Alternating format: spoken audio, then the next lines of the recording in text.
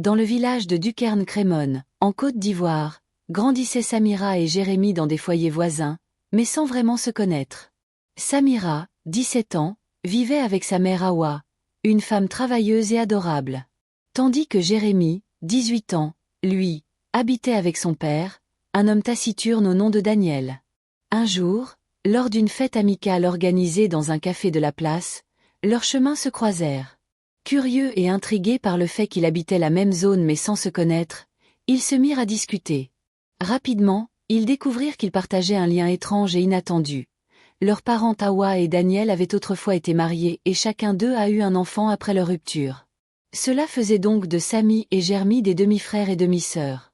Au départ, ils furent déconcertés par cette révélation, mais avec le temps, une amitié profonde se développe entre eux. Cette complicité, nourrie par des conversations nocturnes sous les étoiles et des aventures au bord du fleuve, se transforma en des sentiments forts. Ni Samira ni Jérémie ne voulaient donner de nom à ce qu'ils ressentaient l'un pour l'autre. Car ils savaient que leur amour serait interdit et la nouvelle de leur union ne serait vraiment pas de l'eau à boire pour leurs différents parents. Un jour, alors que la pleine lune baignait le quartier d'une lumière argentée, Jérémie prit la main de Samira et lui dit « Je sais que c'est interdit, mais ce que je ressens pour toi dépasse tout. Je t'aime, Sami. » Elle baissa les yeux, le cœur battant la chamade. Elle savait qu'elle ressentait la même chose et elle en était consciente des conséquences. Leur rencontre secrète durèrent une pléthore de mois jusqu'au jour où Hawa, la mère de Samira, commença à remarquer un des changements de comportement de sa fille. Elle semblait de plus en plus distraite, rêveuse, parfois même nerveuse. Poussée par son instinct maternel, elle suivit un soir sa fille jusqu'au fleuve, où Sami et Jérémie eurent l'habitude de se rencontrer, et les surprit ensemble. Hawa explose de colère. Elle ramena Samira à la maison, interdisant à Jérémie de s'approcher d'elle. Le lendemain, Hawa confronta Daniel, le père de Jérémie, pour lui raconter ce qu'elle avait vu. Daniel, furieux, convoqua son fils. Lorsqu'il s'adressa à son fils, sa voix tremblait de rage. « Comment oses-tu? Tu salis notre nom et notre famille. Tu oublies les traditions qui nous gouvernent. » Mais Jérémie d'une voix calme répondit. « Papa, ce que je ressens pour Samira n'est ni immoral ni honteux. Notre amour est pur. » Les discussions entre Hawa et Daniel dégénéraient en disputes houleuses. Les deux parents se blâmaient tour à tour de leurs erreurs du passé, s'accusant de ne pas avoir été de bons guides pour leurs enfants. Cependant, ils s'accordèrent sur un point. Cet amour était inadmissible. Un autre jour, Daniel surprit Jérémie en train de raccompagner Samira chez elle. Le ton monta immédiatement. Daniel, furieux, d'une voix haute, accusa Jérémie de déshonorer la famille. Hawa, alertée par les éclats de voix, accourut et comprit directement la situation. Elle se mit en colère, elle aussi, mais sa colère visait plutôt Daniel et elle-même. Elle se blâmait d'avoir laissé naître une telle proximité entre leurs deux enfants. Malgré toutes ces interdictions, Samira et Jérémie décidèrent de ne pas renoncer. Ils écrivirent une lettre à leurs deux parents. Dans cette lettre commune, ils expliquaient leurs propositions. Ils demandaient une chance de vivre leur amour sans jugement, mais ils promettaient aussi de partir s'ils n'étaient pas acceptés. Le village entier finit par être mis au courant de la relation entre Sami et Jérémie. Les commentaires se répandirent de bouche à oreille comme une traînée de poudre jusqu'à atteindre les chefs du village. Certains soutenaient que les traditions devraient primer, tandis que d'autres, plus jeunes et plus ouverts, plaidaient la liberté des choix. Le chef du village et les anciens, garants des lois ancestrales, convoquèrent alors une grande assemblée, invitant Hawa et Daniel pour discuter de la situation devant tout le village. Tout le village était présent, sauf Samira et son Jérémie. Terrifiés par l'idée d'être séparés, Sami et Jérémie se réfugient à Guyan-le, un village à l'ouest de la Côte d'Ivoire, dans la région de Man. Pour eux, leur lien transcendait les règles imposées par la société. Mais ils savaient aussi qu'ils ne pourront point vivre heureux si leur famille et leur communauté les rejetaient. Le jour de la réunion familiale, Samira et Jérémie décidèrent de sortir de leur cachette et revenir. Ils s'agenouillèrent devant leurs parents et tous les anciens présents, puis supplièrent à être écoutés. Leur discours était poignant. Ils expliquèrent que leur amour n'avait rien de malveillant ou honteux. Ils insistèrent sur le fait qu'ils n'avaient jamais eu de vraie relation frère et sœur, ayant grandi chacun de son côté. C'est après plusieurs heures de débat qu'une décision fut enfin prise.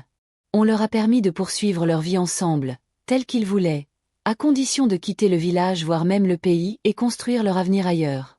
Au moins ils seront loin des jugements et loin des traditions rigides, dit le chef du village. Les anciens de leur côté décrétèrent que leur union était contraire aux coutumes du village. Mais ils décidèrent de ne pas les punir. Ils leur laissèrent le choix de rester, à condition de ne plus entretenir de relations amoureuses, ou de quitter le village, comme le disait tantôt le chef du village. C'est ainsi que Samy et Jérémie partirent, à l'aube, main dans la main, sous les regards mêlés de tristesse et de colère de leurs deux parents, vers une autre destination, où ils espéraient vivre librement leur amour, loin de traditions qui les oppresseraient.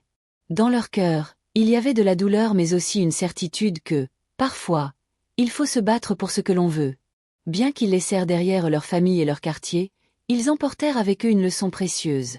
L'amour peut briser les chaînes, mais il ne peut suivre que s'il est nourri de courage, de sacrifice et d'espoir. Après avoir quitté le village natal, Samira et Jérémie s'installèrent dans une grande ville voisine, loin des regards critiques et des traditions rigides qui les avaient séparés de leur communauté. Ce fut un départ difficile. Ils n'avaient que peu de ressources et beaucoup de craintes. Mais ils étaient portés par un amour profond et une volonté inébranlable de bâtir une vie meilleure ensemble. Dans leur nouveau foyer, un petit appartement modeste, ils commencèrent à travailler d'arrache-pied. Jérémie trouva un emploi dans un atelier de menuiserie, mettant à profit son talent pour le travail du bois, tandis que Samira se lança dans la couture, créant des vêtements magnifiques qui commencèrent rapidement à attirer l'attention. Ensemble, ils unirent leurs forces, économiseront chaque pièce et rêvèrent d'un avenir prospère. Quelques années plus tard, leur famille s'agrandit. Samy donna naissance à leur premier enfant, une petite fille qu'ils nommèrent Amina, en hommage à la grand-mère de Samira. Puis vinrent deux autres enfants, un garçon nommé Malik et une autre fille appelée Noura. Leur enfant devint la lumière de leur foyer, apportant avec eux une joie que ni Samira ni Jérémie n'avaient imaginé possible. Pendant ce temps, dans leur village d'origine, Hawa et Daniel vivaient avec le poids du silence et regret. La colère s'était estompée avec le temps, remplacée par une douleur sourde et un vide que rien ne pouvait combler. Chaque fête traditionnelle semblait incomplète sans la présence de Samira et Jérémie. Un jour, après de longues années de séparation, Hawa reçut une lettre. Elle reconnut immédiatement l'écriture soignée de sa fille. La lettre contenait des mots simples mais puissants. « Maman, nous avons beaucoup souffert en quittant le village, mais nous avons trouvé notre chemin. Nous avons 3 merveilleux enfants, et chaque jour, nous travaillons pour leur offrir une vie meilleure. Nous rêvons de vous voir, de vous présenter vos petits-enfants et de guérir les blessures du passé. Si vous êtes prêts, venez nous rendre visite. » Hawa pleura en lisant la lettre, et elle montra à Daniel, qui resta d'abord silencieux puis hocha la tête. « Allons voir nos enfants, dit-il finalement, d'une voix lourde d'émotion. Quand Hawa et Daniel arrivèrent chez Samira et Jérémie, ils furent chaleureusement accueillis, qu'ils n'avaient pas osé espérer. Les enfants coururent vers eux, les appelant « mamie » et « papi », des mots qui firent fondre leur cœur. Hawa fut émerveillée par la maison simple mais chaleureuse que Samira et Jérémie avaient construite. Les meubles en bois sculptés par Jérémie, les rideaux cousus avec soin par Samira, tout émignait de leur labeur et de leur amour. Au fil des jours, les tensions s'effacèrent. Hawa et Daniel furent éblouis par l'harmonie du foyer de leurs enfants et l'éducation qu'ils donnaient à leurs petits-enfants. Malik, le fils cadet, montrait déjà des talents en menuiserie, tandis qu'Amina aidait Samira dans ses créations. Lors d'un dîner en famille, Daniel, habituellement réservé, se leva pour prendre la parole. « J'ai longtemps cru que vous aviez tort, que vous aviez déshonoré nos familles. Mais aujourd'hui, en voyant tout ce que vous avez construit, je réalise que j'ai eu tort de juger. Vous avez fait bien plus que survivre. Vous avez prospéré. Et aujourd'hui, je suis fier de vous. » Ajouta Hawa, les larmes aux yeux. « Nous avons appris une leçon grâce à vous. L'amour, quand il est sincère et profond, est plus fort que les traditions et jugements. » À partir de ce jour, Hawa et Daniel devinrent des visiteurs réguliers dans le foyer de Samira et Jérémie. Ils racontaient à leurs petits-enfants les histoires de leurs ancêtres et les traditions du village, tout en admirant la modernité et l'ouverture d'esprit de cette nouvelle génération. Avec le temps, même les anciens du village finirent par entendre parler des réussites de Samira et Jérémie.